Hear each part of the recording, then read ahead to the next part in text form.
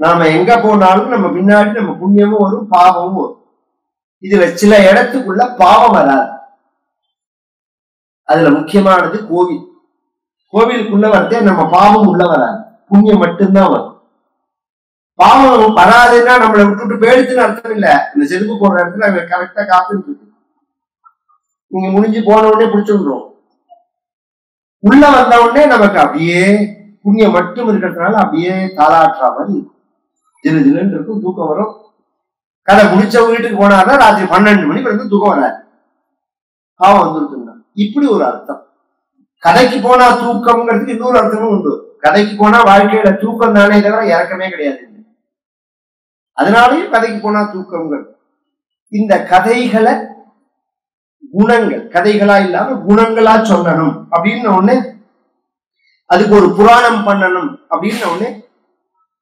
அததத்திர பகவானே ஸ்ரீ வேதவியாசா நானா புராண சாஸ்திர பிரபந்தைஹி சித்த பிரசவம் அலபமானஹ தத்ர தத்ர அபரிதுஷ்யன்னே ஸ்ரீ நாரதோபதேசதா கேவலம் பகவத்குண அனுவர்ணன பிரதானம் பாகவத சாஸ்திரம் பிராவித்சு தத் பிரத்யூக நிவர்த்தியாதி சித்தையே தத் பிரதிபாத்திய தேவதானுஸ்மரண ரூபம் ஜென்மாத்யஸ்யேதி அப்படின்னு இதுக்கு ஆரம்பம். டீகா ஸ்ரீதர சுவாமிகள் ஒருத்தர் இன்ட்ரடக்ஷன் கொடுக்கிறார். பாகவதம்ங்கிற புராணத்தை வேதவியாசர் ஏன் பண்ணினாருங்கிறதுதான் இத்தனை நேரம் நான் கதை சொன்னது. பாகவதம் ஆரம்பிக்கிறது. ஜென்மாத்யஸ்ய யதோன்வயாத் இதரதஸ்ச அர்த்தேஷு அபிஜ்ஞஸ்வராட் தேனே பிரம்ம ஹிருதாய ஆதி கவயே முஹ்யந்தி யத் சூரயः தேஜோவாரி மிருதாம் யதா வினிமயோ யத்ர சர்கோ மிருஷா ஆம்னா ஸ்வேன சதா நிரஸ்த குஹகம் சத்யம் பரம் தீமஹி. அந்த பகவான் என்ன சொரூபத்துல இருக்கான்னா சத்தியமா இருக்கான். சொரூப லட்சணம் அப்படிங்கிறது சத்தியம். தத் சத்தியமித்யா சக்ஷதே அப்படின்னு வேதம் சொல்றது. திரிகாலத்துல சத்தியமா இருக்கான். கிருஷ்ணாவதாரத்திலே சொல்ல போறது சத்தியம் விரதம் சத்தியபரம் திரிசத்தியம்னு. அவன் தான் சத்தியம், அதெல்லாம் பொய். பிரம்ம சத்தியம், பாக்கெல்லாம் பொய். எப்படி சார் பொய்ன்னு சொல்ல முடியும்? உலகத்தை எப்படி பொய்ன்னு சொல்ல முடியும்னா, இது தடஸ்த சொரூபம்னு பேரு. அது சொரூப லட்சணம், இது தடஸ்த லட்சணம்னு சொல்றது. இப்ப நான் சங்கிலி போட்டு இருக்கேன். இதுல சங்கிலின்னு ஒரு உருவம் இருக்கு. இது எதனால செய்யப்பட்டது? தங்கத்தினால புரியறதுக்காக சொல்றேன். தங்கத்தினால செய்யப்பட்டது. இப்ப தங்கம்னு ஒண்ணு சொல்றேன், சங்கிலின்னு சொல்றேன். இதுல உண்மையானது எப்போதும் இருக்கிற வார்த்தை தங்கமா சங்கிலி? தங்கம் தான். சங்கிலிங்கிறது வளையலா மாறும், சங்கிலிங்கிறது மோதிரமா மாறும், சங்கிலிங்கிறது தோடா மாறும். தங்கம் மாறுமா எங்கேயாவது? அது மாதிரி உலகம் முழுக்க பரம்பொருள் தான் இருக்கு. பரம்பொருள் பல ரூபத்துல வியாபிச்சிருக்கு. அதுல மாற்றம் இருக்கிறோம், பரம்பொருள்ல மாற்றம் இருக்காது, பரமாத்மாட்ட மாற்றம் இருக்காது. இது அடிப்படையா நாம் தெரிஞ்சுக்கணும். இந்த உலகம் முழுக்க எதனால ஆச்சு அப்படின்னா பரம்பொருளால ஆச்சு. அப்படின்னா என்ன சார்னா, மற்ற மதங்கள்லாம் பேசாத விஷயம், அதுக்காக சொல்ல வரேன். இப்ப இந்த மைக்கு இல்ல இந்த மேஜர், புரியுற மாதிரி சொல்றேன். இந்த மேஜர் டேபிள் இருக்கு, இது எதனால செய்யப்பட்டது? மரத்தினால செய்யப்பட்டது. மரம் எங்கேருந்து வந்தது? பூமியிலேருந்து வந்தது. பூமியில இருந்து தானே மரம் வர்றது. பூமி எங்கேருந்து வந்தது? அடுத்த கேள்வி. நீர்ல இருந்து வந்தது. ஜலம் எங்கேருந்து வந்தது? நெருப்புல இருந்து வந்தது. நெருப்பு எங்கேருந்து வந்தது? காற்றுல இருந்து வந்தது. காற்று எங்கேருந்து வந்தது? ஆகாசத்துல இருந்து வந்தது. ஆகாசம் எங்கேருந்து வந்தது? அவ்யக்தத்திலிருந்து வந்தது. அவ்யக்தம் எங்கேருந்து வந்தது? பரமாத்மாட்டிலிருந்து வந்தது. கொஞ்சம் தூங்காம கேளுங்க, அப்பதான் புரியும். ஆத்மன ஆகாச சம்பூதः ஆகாஷாத் வாயுः வாயோரக்னிः அக்னேராபः அத்யः பிருத்திவி பிருத்திவ்யா ஓஷதயः ஓஷதீப்யோன்னம் அன்னாத் புருஷः. இது நம்மளுடைய உபநிஷத்து சொல்ற வாக்கியம். ஒண்ணுக்கு ஒண்ணு காரணம் காரியம். மேஜைங்கிறது காரணம்னா மரம்ங்கிறது காரியம், மரம்ங்கிறது காரணம்னா பூமிங்கிறது காரியம்னா பூமிங்கிறது காரணம், பூமிங்கிறது காரியம்னா ஜலம்ங்கிறது காரணம்.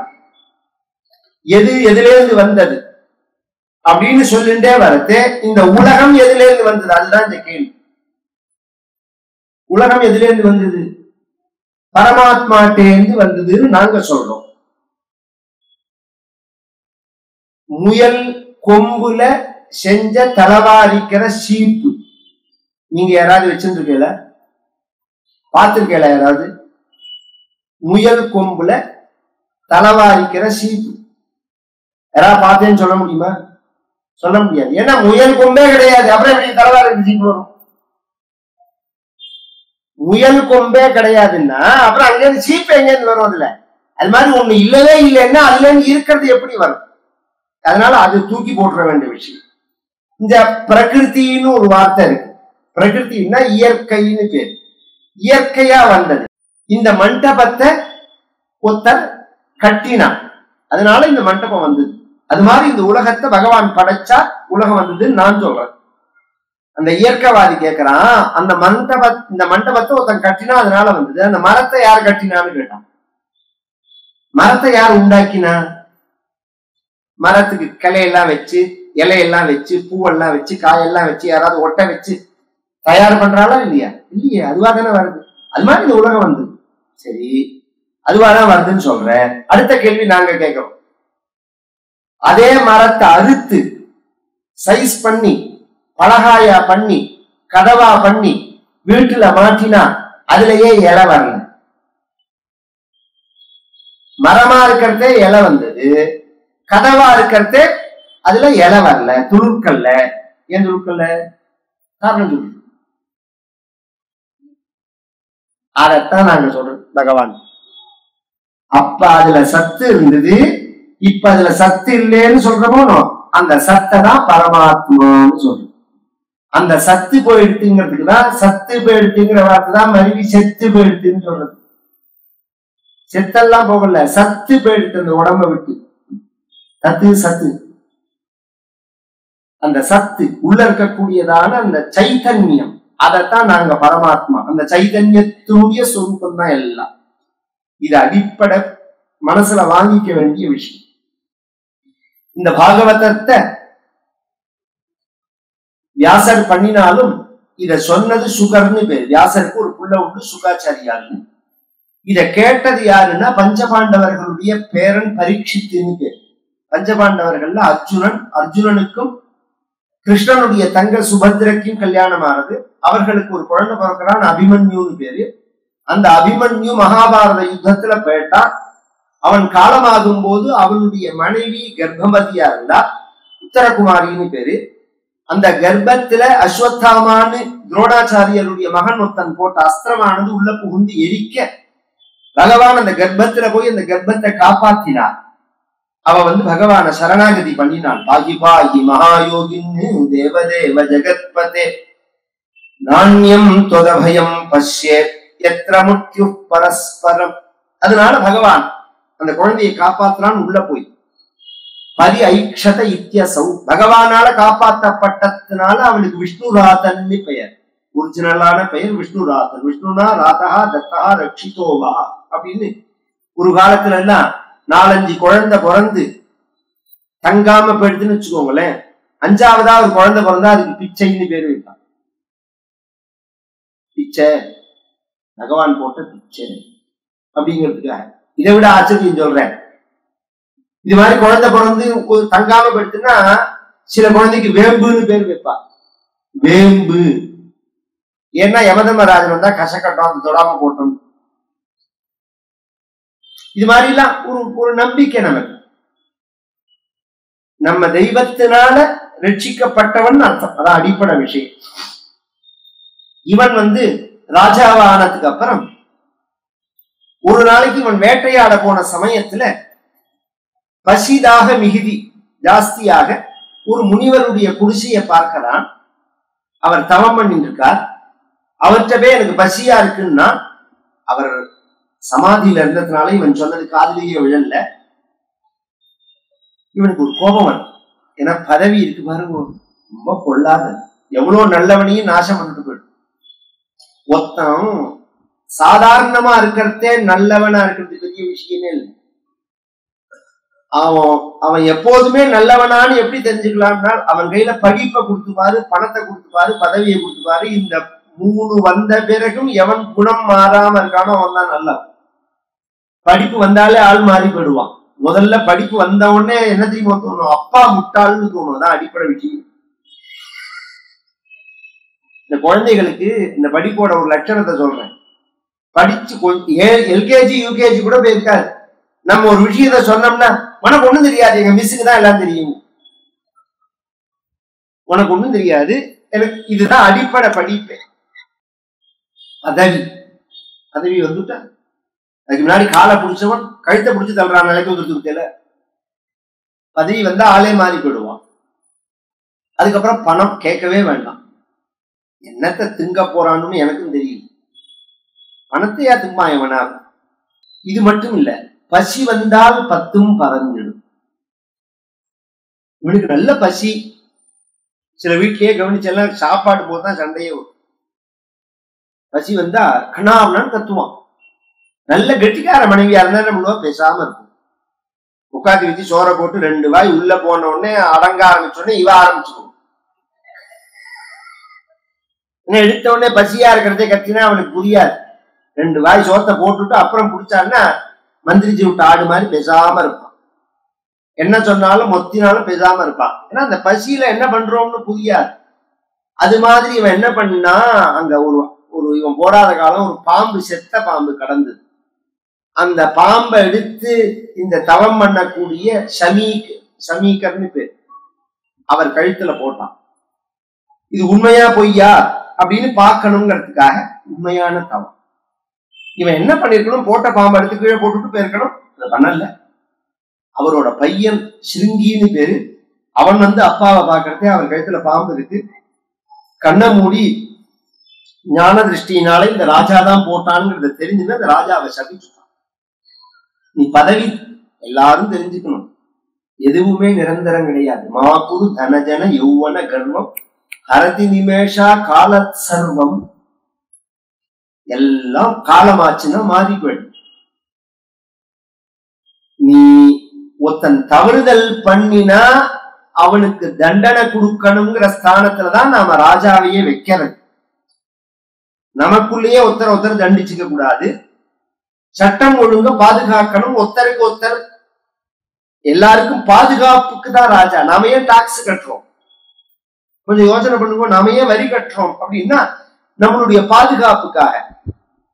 எனக்கு பாதுகாப்பு கொடுக்க வேண்டிய அரசே என்ன கஷ்டப்படுத்தின. இப்ப அது இந்த ராஜா பாம்பை எடுத்து போட்டுட்டு போயிருக்கான். என்ன துணிச்சல் அவன் போட்டான்? சாதாரண மனிதன் தப்பு பண்ணினா ராஜா தண்டிப்பான். ராஜா தப்பு பண்ணினா தண்டிக்கிறதுக்கு ஒருத்தரும் கிடையாதுன்னு தான் அவன் நினைச்சுன்னு பண்றான். அப்படி கிடையாது. தெய்வம் எல்லாத்துக்கும் மேல தெய்வம் இருக்கு. தெய்வம் உடனே தண்டனை கொடுக்காது, வெயிட் பண்ணும். ஆனா கொடுக்க ஆரம்பிச்சதுன்னா வச்சு செய்யும். இவன் சாபத்தை வாங்கிட்டான், வீட்டுக்கு வந்தான், தனக்கு சாபம் வந்துருதுங்கிறது தெரிஞ்சது. தன் மனைவிகிட்ட எல்லாம் சொன்னான்.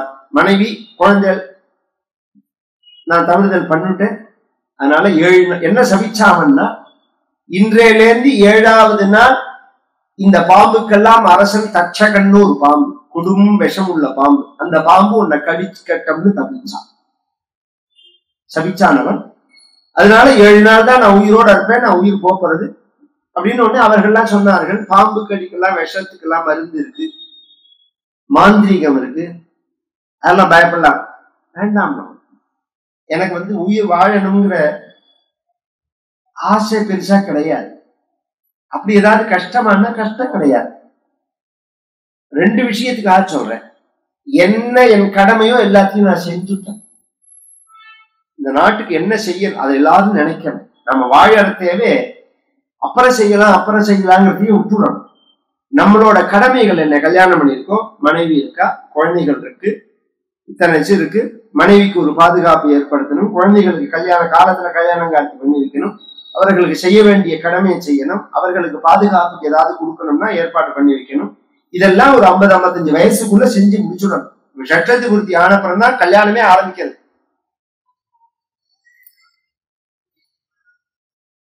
இவன் எங்க கரையேறது? அப்புறம் இவன் தின்ன தீனிக்கு பொசுக்குன்னு வேற பேர்றான், கண்டதை தின்னுட்டு வாயை பழந்துட்டு போயிடுறான். அந்த காலம் மாதிரி 80 வயசு 90 வயசு எல்லாம் இருக்க முடியாது. டென்ஷன் வேற எல்லாத்துக்கும் மேல. இப்ப நான் ஒரு 10 நாள் முன்னாடி ஒரு இது படிச்ச வயத்தறிச்சலா இருக்கும்.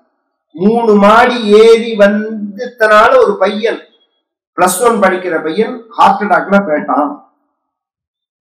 3 மாடி ஏறினதுனால ரொம்ப வயத்தறிச்சலா இருக்கு. இது காரணம் என்ன தெரியுமா? அந்த சாப்பாட்டுல உள்ள அந்த கண்டதெல்லாம் வாங்கி கொடுக்குறாங்க பாக்கெட்ல எல்லாம்.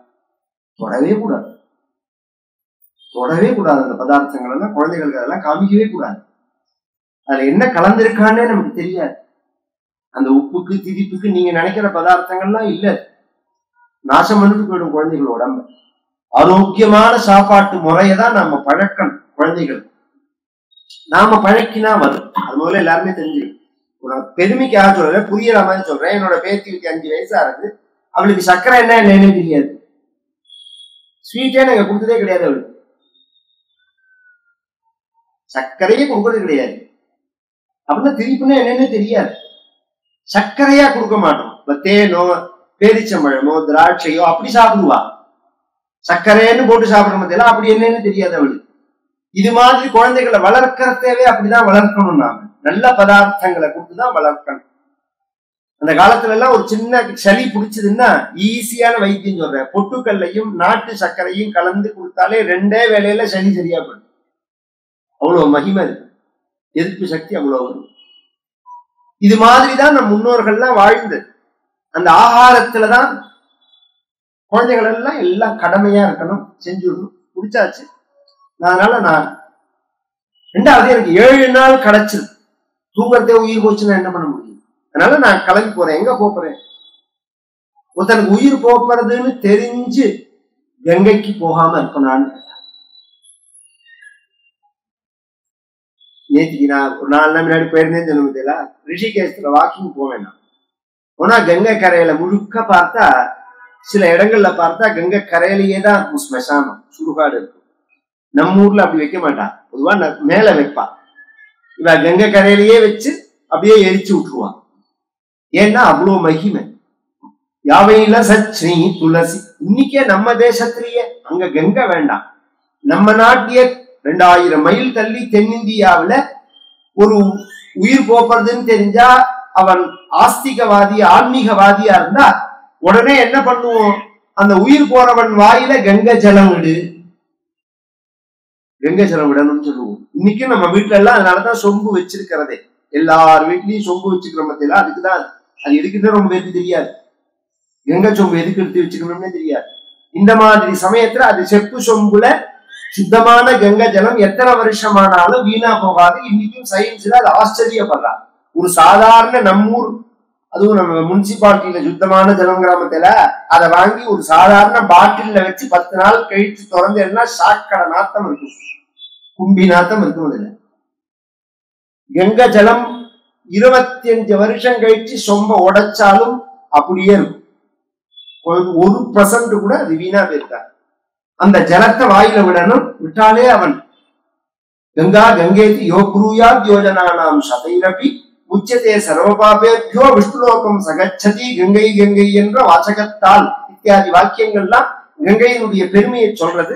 அப்படிங்கறத நான் கங்கைக்கே, கங்கைய நினைச்சாலே மோட்சம், கங்கைன்னு சொன்னாலே மோட்சம், கங்கா ஜலத்தை வாயில விட்டாலே மோட்சம் அப்படின்னு சொன்னா அந்த பெருமாளுடைய திருவடியிலிருந்து உண்டான கங்கையே பக்கத்துல இருக்கிறதே நான் போகாம இருப்பேன். யாவையில சச்சி துளசி விமிஸ்ர கிருஷ்ணாங்கிரேந்திகாம்புநேத்ரி ததா புனாதி லோகானுபயத்ர சேஷானி கஸ்தாம் ந சேவேத மரிஷ்யமானஹ தம்மோபயாதம் பிரதியந்து விப்ராஹா கங்கா ச தேவி திருத சித்தமீஷே யுஹோபஸ்ருஷ்டः குஹகஸ்தக்ஷகோப தசத்வலங்காயத விஷ்ணுகாதாஹ.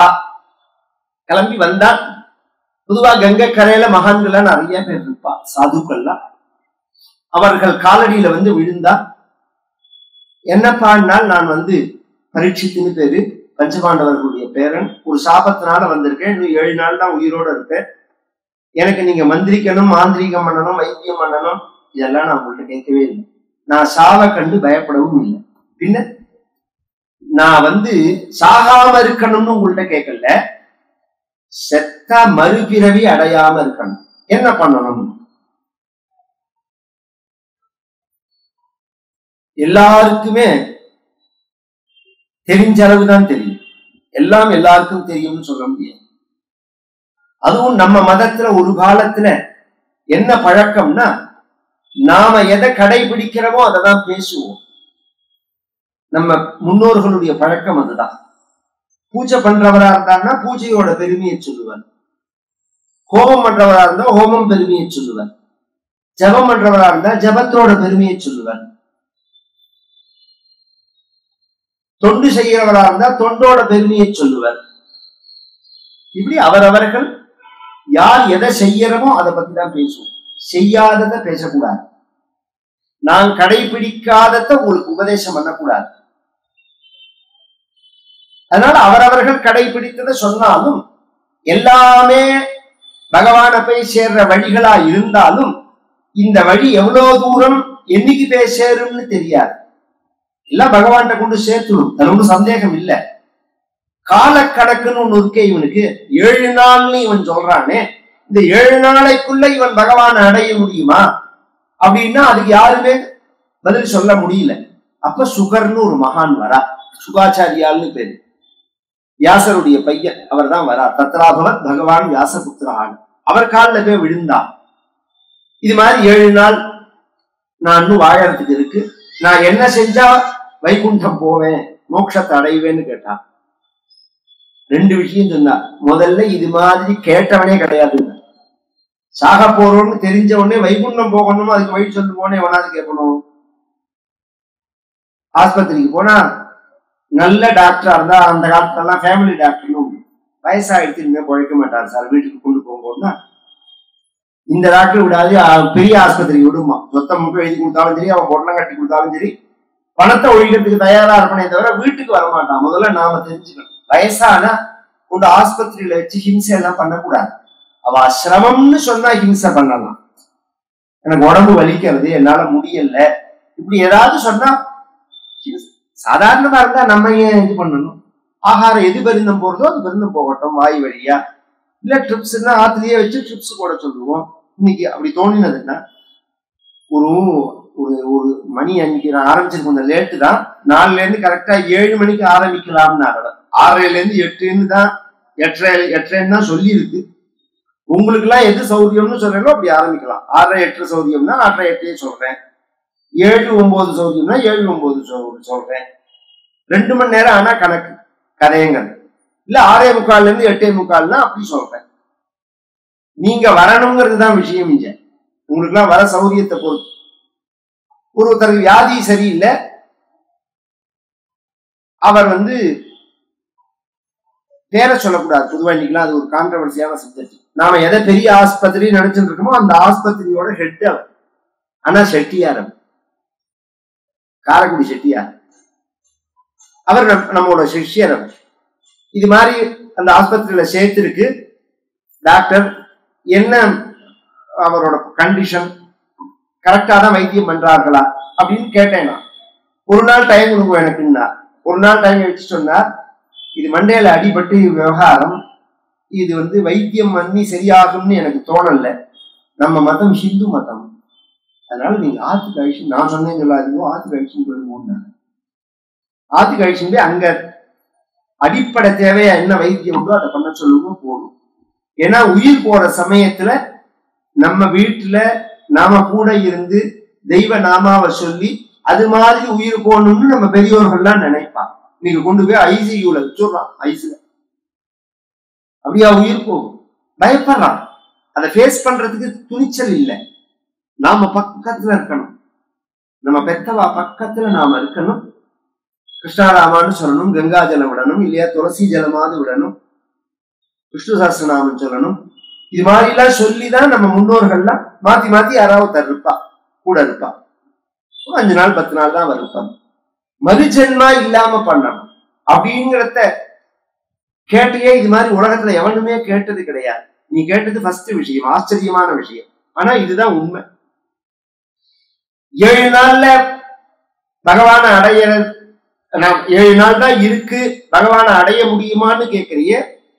7 நாள் என்னத்துக்குன்னு கேட்டாரு. ஏன்னா 1 மணி நேரத்துல பகவான் அடைஞ்சிருக்கான்னு ஒருத்தர். கட்வாங்கோ நாம ராஜரிஷி ஞாத்வேயத்தாமிகாயுஷா முகூர்த்தாத் சர்வமுத்ஸ்ருஜ்ய பிராப்தவான பயம் ஹதிம். கட்வாங்கன்னு ஒரு ராஜா, சூரிய குலத்துல வந்தவன். அவன் இந்திரனோட ஃப்ரெண்டு. ஒரு சமயம் தேவலோகம் போன போது இந்திரன் கேட்டான், எனக்கு இன்னும் எத்தனை வயசு இருக்குன்னு கேட்டான். நீ தேவன், உன்னால சொல்ல முடியும்.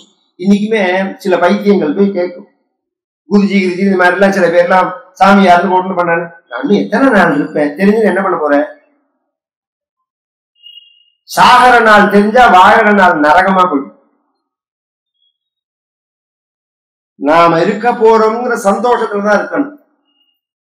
தான தர்மங்கள் பண்றதே வேணா நிரந்தரம் இல்லைன்னு நினைச்சுக்கலாமே தவிர, நாளைக்கு செத்து கொடுவேன் நாளைக்கு செத்து கொடுவேன் தெரிஞ்சு என்ன பண்ண போற? அது மஞ்ச பைய தூக்கி ஜோசியத்தாலை அவனை எத்தியா கொளுத்தி போட்டுட்டான்னா 10 நாள் கழிச்சு உனக்கு மண்டையில அடிபட்டு செத்து போயிடுவேன்னா இன்னில இருந்தே புனிய ஆரம்பிச்சிருவான். எவ்வளவு பைத்தியங்கள், எவ்வளவு ஆனந்தமா வாழ வேண்டிய வாழ்க்கை, எவ்வளவு முட்டாள்தனம் பண்றோம் நாமேங்கிறது சொல்ல வரேன். சாவு நிச்சயம், அதுல ஒன்றும் சந்தேகமே கிடையாது. சாவை கண்டு பயப்படக்கூடாது. என்ன செய்யணும்னு தெரிஞ்சுக்கணும். இந்த கட்வாங்கன்னு தெரிஞ்சுன்னா 1 மணி நேரம் தான் இருப்பேன்னா நேர கங்கை கரைக்கு வந்தான். இது மாதிரி சாதுக்கள் இருந்தார்கள். அவர்களை விட்டு பகவானுடைய கதையை சொல்ல சொன்னான். கேட்டா வைகுண்டம் போகும். பகவானுடைய கதையை கேட்டா வைகுண்டம் போகலாம் அப்படின்னு உடனே அது எப்படின்னு கேட்டாங்க.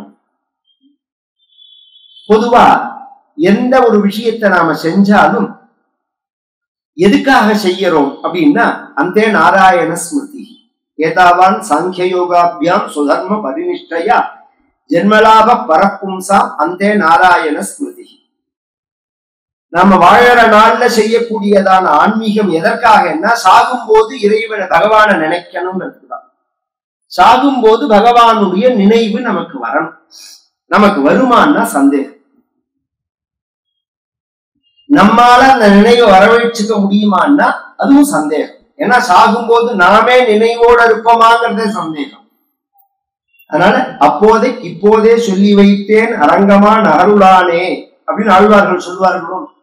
அது மாதிரி வாழற நாள்லயே பகவான்கிட்ட சொல்லிவிடணும். இந்த மாதிரி கதை கேட்கிறோம், கோவில்ல கோவிந்தா கோவிந்தா நாராயணா நாராயணா கைங்கரியம் எதை செஞ்சாலும் மனசுல ஒரு எண்ணம் தான் ஓடணும், என்ன கை விட்டுடாது. கிருஷ்ணத்வதீய பதபங்கஜ பஞ்சராந்தே அத்தீவமே விசதி மானச ராஜஹம்சா பிராண பிரயாண சமயே கபவாக பித்தை கண்டாவரோதன விதௌ ஸ்மரணம் நிகமந்த மகாதேசிகன்னு ஒரு மகா சொல்ற. கிருஷ்ணா, உன்னை நான் உயிர் போற சமயத்துல நினைப்பேன்னு எனக்கு தெரியாது, நான் என் நினைவு இருக்குமான்னு எனக்கு தெரியாது. அதனால அத்தீவமே விசத்தி மானச ராஜஹம்சா, இப்பயே என் மனசை உங்கள்கிட்ட கொடுத்துட்டேன். பிராண பிரயாண சமயே கபவாத பித்தைகி, பிராணம் போற சமயத்துல கபம் வாதம் பித்தம் இந்த கடையிற சத்தம் கேட்கும். உயிர் போறவா கிட்டக்க போனாலே நீங்க கவனிச்சு எல்லாம் கடையிற சத்தம் கேட்குமா. என்ன அர்த்தம்னா, கரபொருள் இந்த நெஞ்சில சரி இந்த கொரோனா அதுதான். அந்த இந்த இடத்துல கபம் அடைச்சுக்கும். அப்படியே இங்க மேலையும் மூச்சு போக விடாம கீழையும் மூச்சு போக விடாம ஒரு சத்தம் வரும். அந்த சமயத்துல நான் ஒன்ன எங்கேருந்து நினைப்பேன். அதனால இப்ப நான் நினைக்கிறதுக்கே அப்ப நினைக்கிறதா வச்சுக்கோ அப்படின்னா, அப்படி வச்சுக்கோ. நான் பகவான்னா பகவான் சொல்லியிருக்கான். அதனாலதான் எல்லாரும் இத சொல்றது. எப்ப சொல்லியிருக்கா, யார்கிட்ட சொல்லியிருக்கான்? வராக அவதாரத்துல பகவான் பூமி தேவிட்டு ஒரு வார்த்தை சொல்லியிருக்கா. யாரு எங்கிட்ட இது மாதிரி சரணாகதி பண்றார்களோ அவர்களுடைய மரண சமயத்துல நான் அவர்களுக்கு வைகுண்டத்தை கொடுப்பேன்.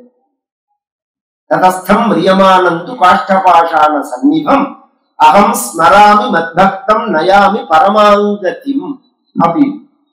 அப்படின்னா உயிர் போற சமயத்துல நம்ம உறவினர்கள்லாம் பக்கத்துல உட்கார்ந்து தாத்தா அப்பா மாமா இப்படி கூப்பிட்டு அவனை நினைவுபடுத்துவாங்க. யார் வந்திருக்கேன்னு பாருங்க, பார்த்து என்ன பண்ண போற, இத்தனை நாளா உன்னை பார்த்ததுனாலதான் படிக்கலையே, பார்த்து என்ன பண்ண, இது ஏதோ ஜனங்களுக்கு ஒரு திருப்தி. அதுல பாருங்க என்ன பண்ண போறோம், அவன் மாட்டுக்கு பார்க்காம இருந்தாலாவது பகவான் நினைப்பான். அவனை எழுப்பி நம்ம நினைவை கொடுக்கிறோம் அவனுக்கு.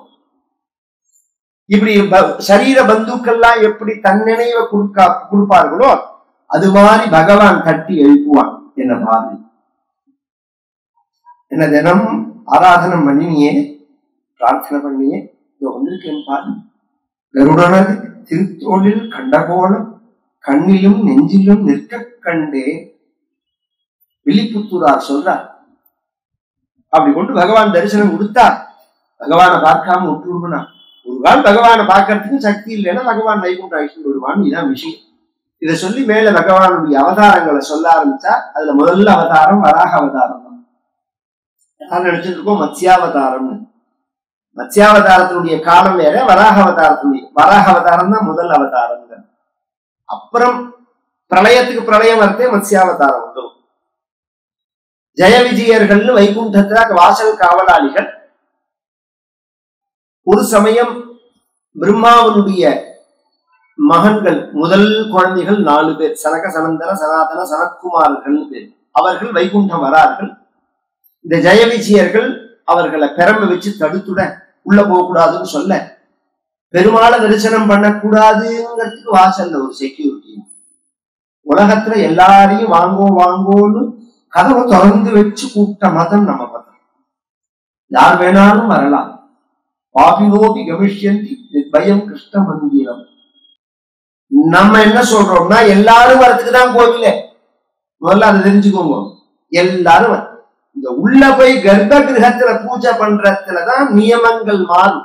அதுவுமே எந்தெந்த முறையில பிரதிஷ்டை பண்ணிருக்கோம் அந்தந்த முறைன்னு அர்த்தமே தவிர இதுல வசதி தாழ்வெல்லாம் கிடையாது. இது வந்து சிவாச்சாரியார் வந்திருக்கார், பட்டாச்சாரியார் இருக்கார். இங்க நான் போய் காரணீஸ்வரரை நான் தொட முடியுமா? உள்ள பெருமாளை நான் தொட முடியுமா? பிராமணன்கிறதுனால போயிட முடியாது. உள்ள அந்த வைகானசம் பாஞ்சராத்திரம் அந்த சம்பிரதாயம் தீட்சை ஆனாதான் இங்க பகவானை தொடலாம். சிவன் கோவில்ல ஆகம தீட்சை ஆனாதான் தொடலாம். இது எல்லா கோவிலுக்கும் கிடையாது. இந்த நியமம் இல்லாத கோவில்கள்லாம் இருக்கு. ஆசாரி பூஜை பண்ற கோவில் இருக்கு, செட்டியார் பூஜை பண்ற கோவில் இருக்கு, வைசியர்கள் பூஜை பண்ற கோவில் இருக்கு. பூசாரி கிராமத்துல எல்லாம் பார்த்தா மாரியம்மன் எல்லாம் பூஜாரி பூஜை பண்ற கோவில்லாம் இருக்கு. எங்களை மாதிரி பிராமணர்கள் எல்லாம் போய் நமஸ்காரம் பண்ணி இந்த மாரியம்மன் பிரசாதத்தை வாங்கிக்கிறோம். என்னங்க நீ எப்படி பூஜை பண்ற, நான் வாங்கிக்க மாட்டேன். இன்னைக்கு கிராமத்து மாரியம்மன் கோவில்லாம் யார் பூஜை பண்றா? இதெல்லாம் வெறும்னு குழப்பிடுற பேச்சு. எல்லாருமே கோவிலுக்குள்ள வரலாம், இதுதான் விஷயம். கோவிலுக்குள்ள வரலாம், கர்ப்ப கிரகத்துக்குள்ள அந்த தீட்சை அடைஞ்சவா மட்டும்தான் போலாம், மற்றவர்கள் போகக்கூடாது. இது பொது வீதி. பகவான் கிட்ட எல்லாரும் வரலாம்ங்கிறதே சாஸ்திரம் சொல்லும் போது வாசல்ல உள்ள நீங்கள் தடுக்கலாமா? அதுக்குதான் உங்களை பகவான் வச்சிருக்காரா? நீங்க பாபிஷ்டா ஆசுரியம் யோனின்னா நீங்க அசுரனா போக கூடாதுன்னு சபிச்சா. அந்த ஜெய விஜயர்கள் தான் 3 தடவை பிறந்தார்கள். முதல் பிறப்புல ஹிரண்யாட்சன் ஹிரண்யகசிபுன்னு பேரு, 2வது பிறப்பு ராவணன் கும்பகர்ணன்னு பேரு, 3வது பிறப்பு சிசுபாலன் தந்தவக்தன்னு பேரு. இந்த முதல் பிறப்பு இரண்யாட்சன் இரண்யகசிபுன்னு சொன்னேன். அதுல இரண்யாட்சன் தம்பி, இரண்யகசிபு அண்ணா. இந்த தம்பி பிறந்த உடனே என்ன பண்ணினா, இவர்கள் பிறந்தது கஷ்யபர் அதிதின்னு ஒரு மகர்ஷிட்ட கையில கதையாட்டு ஊர் முக்க சண்டைக்கு கூப்பிட்டான். யாரு? இரண்யாட்சன். யாருமே அவனோட சண்டைக்கு போகல. ஏன் போகல அப்படின்னா, சண்டை போட தெரியாதவர்கள் இல்ல, சண்டை போட வேண்டாம்னு நினைக்கிறவர்கள் உள்ள தேசம் இது. அது எல்லாருமே தெரிஞ்சுக்கணும். இங்க ஒதுங்கிறது பயத்தினால இல்ல, பண்ணி வந்தா ஒதுங்கிறதுக்கு காரணம் பயத்தினால. பண்ணி சாக்கடையில இருந்து எழுந்து வருது, கூட்டமா வருது, நாம ஓரமா ஒதுங்குறோம். பண்ணி மேல உள்ள பயத்தினாலயா உதிச்சு தொங்க விட்டுருவோம். அதை அது மேல படக்கூடாதுங்கிறதுக்காக, அந்த அசுத்தத்துக்காக. அது மாதிரி அசுத்தத்தை கட்டுதான் பயப்படுறமே தவிர வீரம் இல்லாம எல்லாம் கிடையாது. அது முதல்ல எல்லாருமே தெரிஞ்சுக்கணும். இந்து மதத்துல தர்மத்துக்காக வீரம். எத்தனை பேர் இந்த தர்மத்துக்காக தன்னை தியாகம் பண்ணினவர்கள் தெரியுமா? பார்க்கறதுக்கு சாது மாதிரி இருப்பார்களே தவிர நம்ம தேசத்துக்கு தர்மத்துக்கு ஒரு ஆபத்துன்னு சொல்லிட்டா தொலைச்சு கட்டுடுவார்கள். அது மாதிரி உள்ள தேசம் இது. அதனால பழைய காலத்துல ஒரு வச்சனம் உண்டு, நல்லவனுக்கும் நல்லவனுக்கும் 3 பாதை, நல்லவனுக்கும் கெட்டவனுக்கும் 2 பாதை, கெட்டவனுக்கும் கெட்டவனுக்கும் 1 பாதை. அப்படின்னா என்ன சார்னா, நல்லவனுக்கும் நல்லவனுக்கும் 3 பாதை. ஒரு நல்லவன் வரான் எதிர்த்தாப்புல, இன்னொரு நல்லவன் இப்படி போறான். அவன் என்ன பண்ணுவான், அப்படி அந்த ஓரமா போவான், இவன் இந்த ஓரமா போவான். மேல ஒருத்தர் இடிச்சு தள்ளக்கூடாதுங்கிறதுக்காக அவன் போறது ஒரு பாதை, இவன் போறது பாதை, நடுப்புல ஒரு பாதை இருக்கு. ஒரு கெட்டவன் வரான், நாம போனோம்னா அவன் நகரவே மாட்டான், நேர மோதரா மாதிரி வருவான். நாம என்ன பண்ணுவோம், ஒதுங்கி இருப்போம். அவன் போனதுக்கு அப்புறம் போவோம். 2 பேருமே கெட்டவனா போயிட்டான்னு வச்சுக்கோ, 2 பேரும் எதிர்த்தாப்புல வண்டியை நின்று ஆஃப் பண்ணிடுவோம். நானும் போக மாட்டேன், நீனும் போக மாட்டேன். அது மாதிரிதான் இது. சண்டை போடக்கூடாதுன்னு இல்லை, சண்டை வேண்டாம்னு நினைச்சார்கள். அவன் என்ன நினைச்சுட்டான், வீரமே இல்லாத அந்த தேசம் என்னதுக்குன்னு பூமியை சுருட்டி கொண்டு போயிட்டான். சுருட்டி கொண்டு போயிட்டான்னு அர்த்தம், பூமி ஒரு சுத்தி ஒரு பாதை இருக்கு, அந்த பாதையை விட்டு நகர்த்தி கொண்டு போயிட்டான், பாதாளத்துல கொண்டு வச்சுட்டான். உடனே தேவதைகள்லாம் பகவான்கிட்ட முறையிட, பிரம்மாட்ட முறையிட, பிரம்மா அப்படி யோசனை பண்றா.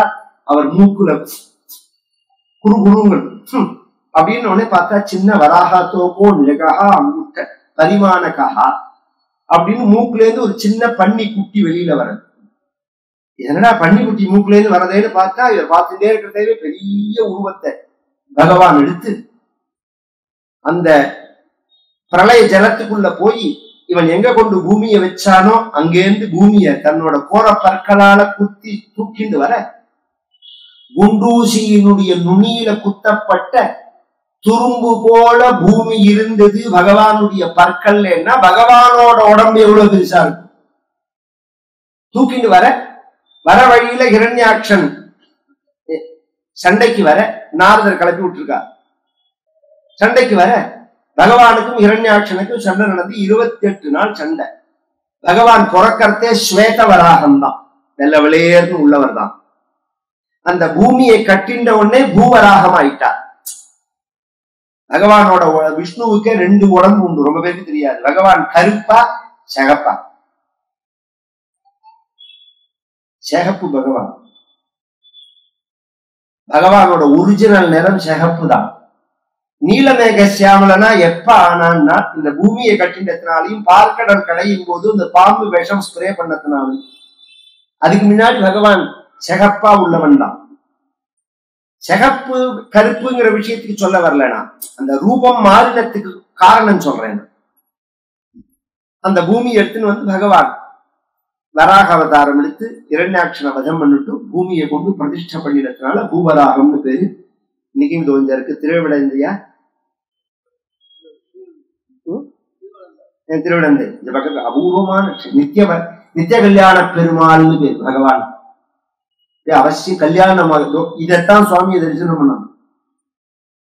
கல்யாண கவலையெல்லாம் போக்கி, கல்யாண தோஷங்கள்லாம் போக்கி 365 நாளும் கல்யாணம் பகவானுக்காங்க. 365 நாள் கல்யாண உற்சவம். இந்த பக்கத்துல மகாபலிபுரம் போற வழியில இருக்கு. ஒரு கல்யாண நாள், ஒரு பிறந்த நாள், ஒரு நல்ல நாள் அப்படின்னா குழந்தைகளை ஐஸ்வர்ய தரிசனம் பண்ணி வைக்கணும். இது சுத்தியே எத்தனை திவ்ய தேசம் இருக்கு நம்ம ஊரை சுத்தி.